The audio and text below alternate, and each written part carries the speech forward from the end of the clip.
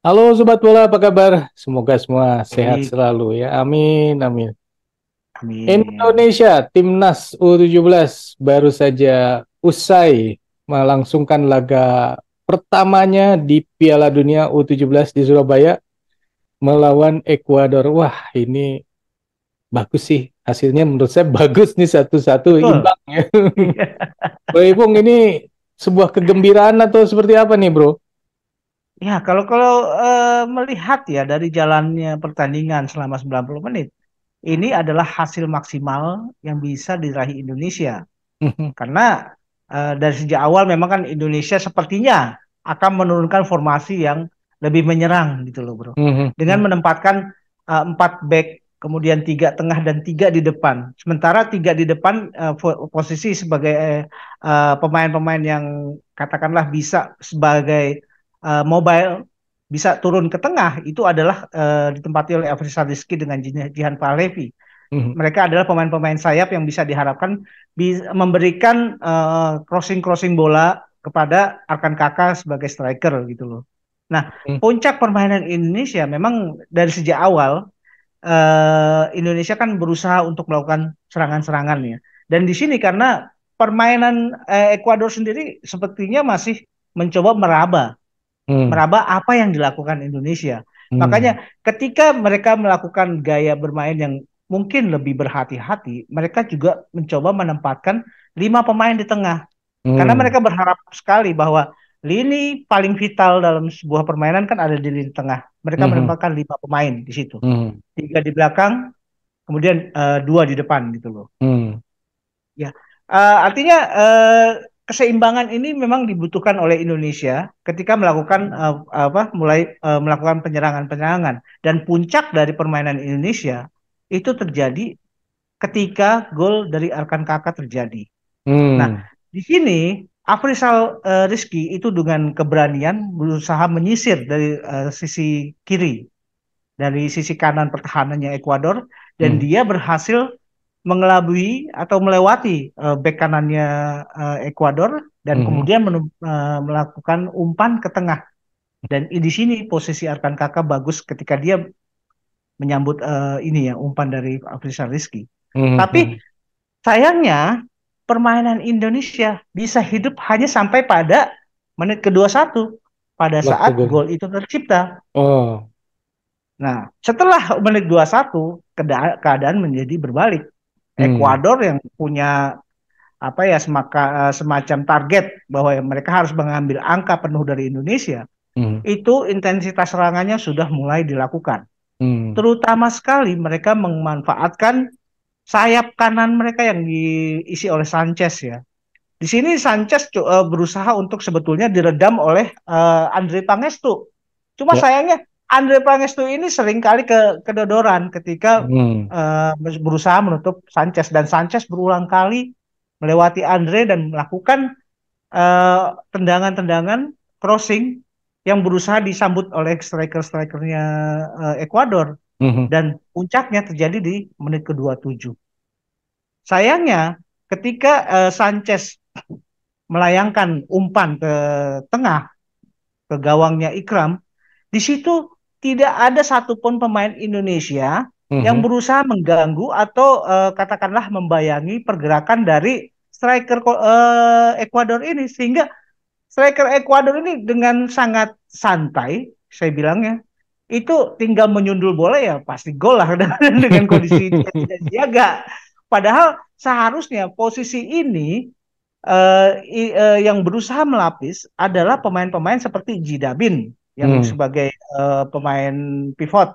Hmm. Kemudian di situ juga ada Vigo Denis. Ini yang juga berusaha menjadi gelandang-gelandang bertahan yang berusaha membaca arah pergerakan pemain Ekuador, pergerakan tanpa bola pemain-pemain Hmm. Ekuador. Hmm. Nah, ini sayangnya tidak terjadi gitu Ya. loh. Ya. Sehingga gol balasan kemudian tercipta untuk Ekuador. Ya, akhirnya kan satu-satu ya. Tapi kan sempat Betul, juga ada gol lagi, tapi kemudian dianulir karena apa itu, Bro? Karena ini karena ya, dinilai offside oleh offside wasit ya. ya. Hmm. Jadi Betul. tidak tidak jadi ya Ekuador menang. Betul. Tapi, tapi memang dari pertandingan ini yang saya bisa lihat dengan jelas bahwa pemain-pemain Indonesia fokusnya masih pada area bola yang dimainkan, Hmm. bukan lagi melihat pada pergerakan tanpa bola dari pemain-pemain Ekuador. Dan Hmm. itu seringkali terjadi. Hmm. Ekuador gaya bermainnya itu memainkan gaya permainan kombinasi antara pergerakan dari kaki ke kaki, dan Hmm. dia juga melihat area-area mana yang bisa dieksploitasi dengan Hmm. melakukan passing, long passing. Ya. Dan itu beberapa kali terjadi.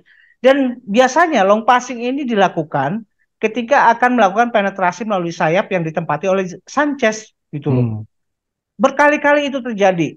Nah, kenapa ini bisa terjadi? Sebetulnya harusnya ya pemain-pemain Indonesia katakanlah sudah bisa membayangi pemain-pemain Ekuador yang menguasai bola.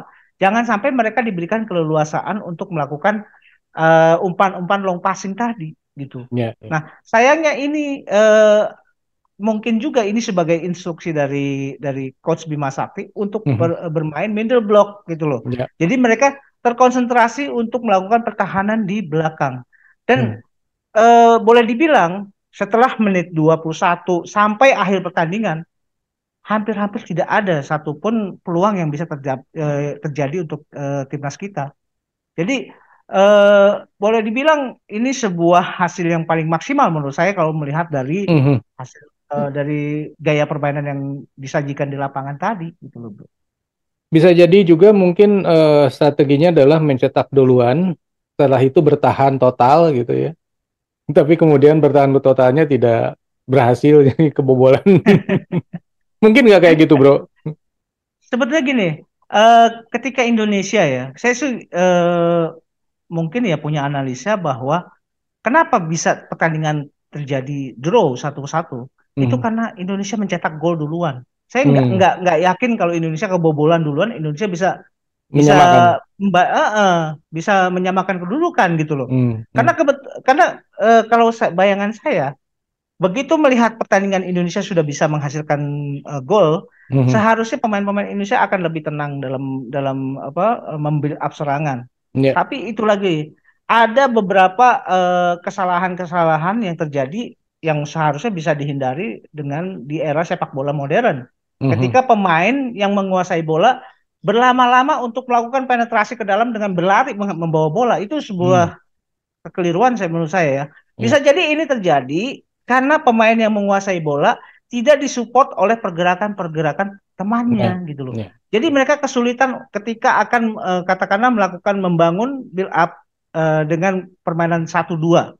Karena pemain-pemain yang tidak menguasai bola itu bergerak secara statis.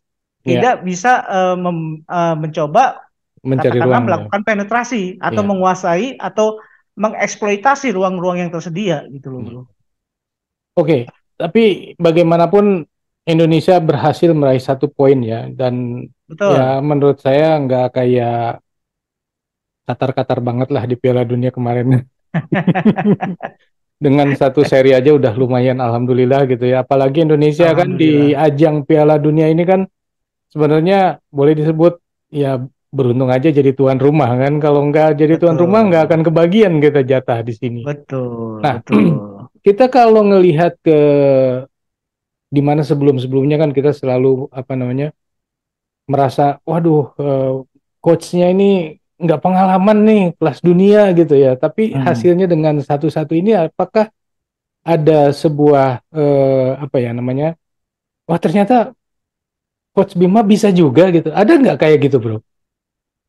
Kalau saya melihat ya secara jujur ya, melihat dari pertandingan ini, saya belum melihat ada improvement yang berarti Hmm. dari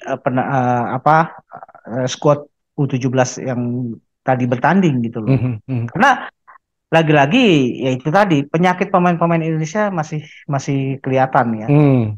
Sama sekali bagaimana mereka tidak bisa memahami yang namanya penguasaan terhadap ruang. Itu Hmm. satu.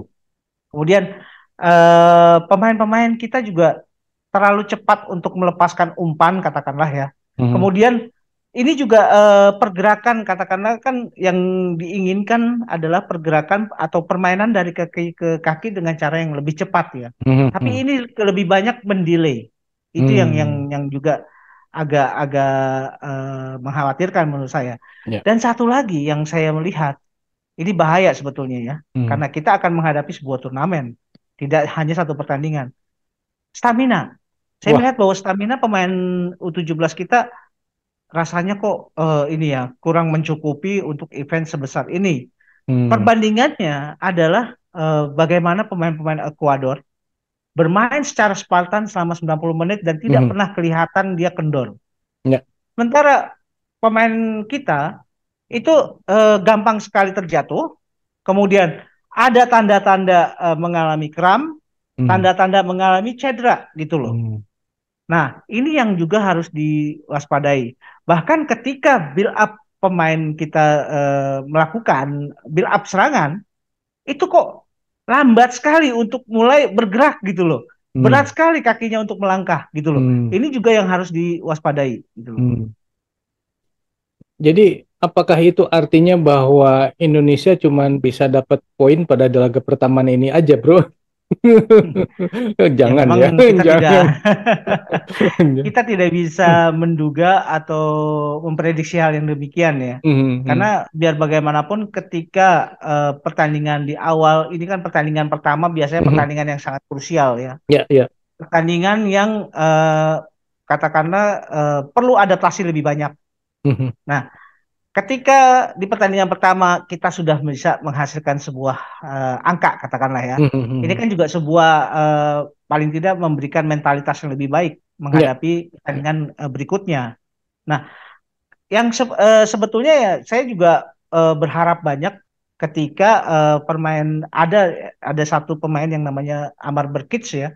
Hmm, Itu pemain dari Hoffenheim yang hmm, menjadi pemain timnas kita yang hmm, sayangnya tidak diturunkan di pertandingan kali ini gitu loh. hmm, Nah, kemudian saya juga melihat peran dari Welber Jardim. Welber Jardim juga saya tidak melihat di pertandingan ini sesuatu yang menonjol dari permainan hmm, Welber Jardim. hmm, Artinya ya mungkin saja apa ya yang dilakukan oleh Welber Jardim dia tidak bisa mengeluarkan semua potensinya karena memang Indonesia dari sejak menit 21 terus ke bawah sampai hmm, 90 itu tidak bisa menyerang gitu loh. hmm, Kita selalu dalam tekanan dan bagusnya apa Coach Bima Sakti dalam hal ini ya ketika memasuki apa menit-menit panjang, menit-menit hmm, yang sudah mendekati ya, dia juga menyadari bahwa harus ada perubahan di sisi pertahanan. hmm, Dia memasukkan ini ya pemain baru ya di sektor pertahanan dan itu juga cukup bisa menghasilkan sesuatu ya. hmm, Artinya pertahanan Indonesia jadi lebih ketat. Walaupun hmm, sebetulnya pertahanan ketat itu juga karena pemain-pemain Indonesia hampir semuanya turun ke bawah. hmm, Nah, itu yang juga harus di ini ya diperhatikan bahwa permainan untuk menghasilkan sesuatu harus menyerang gitu loh. Jangan hmm, kita mengandalkan permainan bertahan. Karena hmm, permainan bertahan kalau bisa dilengkapi dengan permainan transisi yang cukup bagus, itu mungkin saja bisa menghasilkan sesuatu gitu hmm, loh. hmm, hmm. Tapi kalau kita hanya bisa bertahan tanpa bisa menyerang, itu yang bahaya. Ya, ya, ya. Ya, ini hasil yang menurut saya memang baik lah, karena kan Betul, Ekuador sendiri juga bukan tim ece-ece ya, tapi juga punya prestasi yang luar biasa di ajang dunia bahkan ya. Nah, betul, tapi betul, hasil ini kan sebenarnya bagus lah kalau dari skor 1-1 dan kita dapat poin satu dan itu harus diapresiasi. Saya mengucapkan betul. selamat juga kepada para pemain ya. Cuman kan Ya, eh, kadang-kadang kita suka bicara ya, jangan kita main tapi apa menang tapi mainnya buruk gitu. Lebih baik kadang-kadang kita bilang lebih baik kalah tapi mainnya bagus gitu. ya, betul, betul. Ya. Nah, ini kan sekarang eh, hasilnya baiklah walaupun tidak menang gitu ya. Hampir menang ya kalau misalnya saja tidak terjadi gol dari gol balasan ya Indonesia yang menang, tapi ya kan ya kejadiannya udah terjadi gol. Jadi akhirnya sama, nilai sama, poin satu, alhamdulillah ya Indonesia bisa meraih poin di ajang Piala Dunia. Nah bro, Betul. kalau dari sisi pemain Indonesia ada nggak yang mainnya bagus kali ini? Ya, kalau saya lihat yang paling menonjol ya Ikram Al-Ghifari itu kiper ya. Hmm, Karena hmm, kiper ini bisa mementahkan beberapa peluang-peluang dari ini ya, dari Ekuador gitu loh. hmm, Dan hmm, saya juga melihat dengan postur yang begitu bagus ya, Ikram Al-Ghifari ini posturnya sangat bagus. Dia juga penempatan posisinya juga bagus, pengambilan keputusannya juga bagus. hmm, Jadi saya pikir Ikram lah yang paling menonjol di pertandingan kali ini. hmm, hmm, Nah, hmm, kita harapkan sekali bahwa Ikram juga bisa mempertahankan performanya. hmm, Dan paling tidak di pertandingan-pertandingan berikutnya ketika Indonesia juga sudah bisa mendapatkan nilai, tentu yang paling dibutuhkan adalah bagaimana pemain kita bisa membuild up serangan. Itulah hmm, yang paling penting. ya, Nah, kalau hanya bisa bertahan dengan parkir bus segala macam hmm, dan dengan gaya boleh dibilang menghalau bola dengan cara-cara yang dalam tanda kutip putus asa, itu yang bahaya gitu loh. hmm, hmm, Tapi bagaimana permainan ini bisa apa ya dibangun dengan rapi, kemudian Indonesia juga bisa menunjukkan potensi-potensi serangan, itu yang paling penting. Dan saya juga tidak melihat ada tendangan-tendangan dari jarak jauh kecuali yang dilakukan oleh Hanif, itu pun juga cuma sekali gitu ya. hmm, Sayang sekali kalau ini kemudian Indonesia bisa secara spesifik menempatkan pemain-pemain di tengah untuk juga build up serangan, tidak hanya mengandalkan pemain-pemain sayap, tapi hmm, tengah berjalan dengan shot on goalnya juga harus diperbanyak. Itu hmm, mungkin bisa berbeda cerita gitu loh bro. ya, ya, Tapi yang paling penting adalah bagaimana kita di tengah ini berusaha untuk menguasai bola dengan lebih intens gitu loh. hmm, Jangan gampang sekali kehilangan bola ya. gitu bro.